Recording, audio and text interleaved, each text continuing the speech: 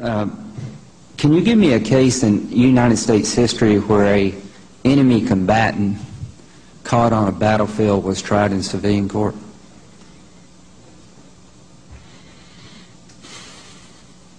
I don't know. I'd have to look at that. I think that, you know, the determination of making... We're making history here, Mr. Attorney General. I'll answer it for you. The answer is no. Well, I think... The Galani case, he was indicted for the Cole bombing before 9/11, and I didn't object to going into federal court. But I'm telling you right now, we're making history, and we're making bad history.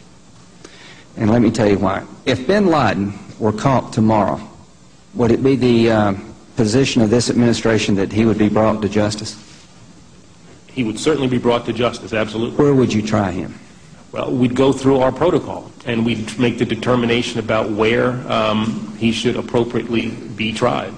Would you try him? Why would you take him someplace different than KSM?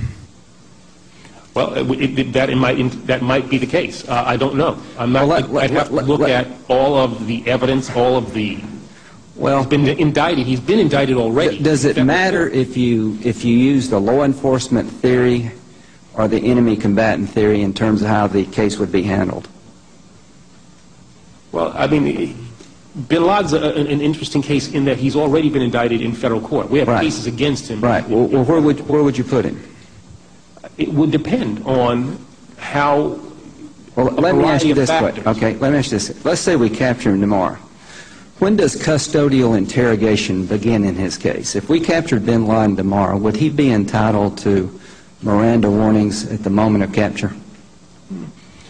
Again, I'm not, that all depends. I mean, well, it does not depend. If you're going to prosecute anybody in civilian court, our law is clear that the moment custodial interrogation occurs, the defendant, the criminal defendant, is entitled to a lawyer and to be informed of their right to remain silent.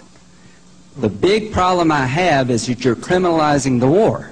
That if we caught bin Laden tomorrow, we have mixed theories and we couldn't turn him over to the CIA, the FBI, or military intelligence for an interrogation on the battlefield, because now we're saying that he is subject to criminal court in the United States, and you're confusing the people fighting this war. What would you tell the military commander who captured him? Would you tell him you must read him his rights and give him a lawyer?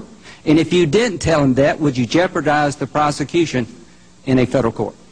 We have captured thousands of people on the battlefield, only a few of which have actually been given their Miranda warnings. With regard to bin Laden and the desire or the need for statements from him, the case against him at this point is so overwhelming. Mr. Attorney General, the only point I'm making, that if we're going to use federal court as a disposition for terrorists, you take everything that comes with being in federal court.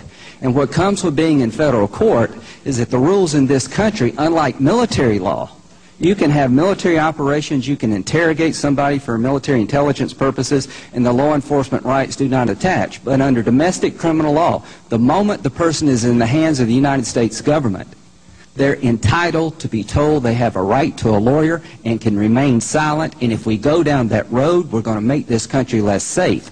That is my problem with what you have done. You're a fine man. I know you want to do everything to help this country be safe, but I think you've made a fundamental mistake here. You have taken a wartime model that will allow us flexibility when it comes to intelligence gathering, and you have compromised this country's ability to deal with people who are at war with us by interjecting into the system the possibility that they may be given the same constitutional rights as any American citizen. And the main reason that KSM is going to court apparently is because the people he decided to kill were here in America and mostly civilian, and the person going into military court decided to kill some military members overseas. I think that is a perversion of the justice system.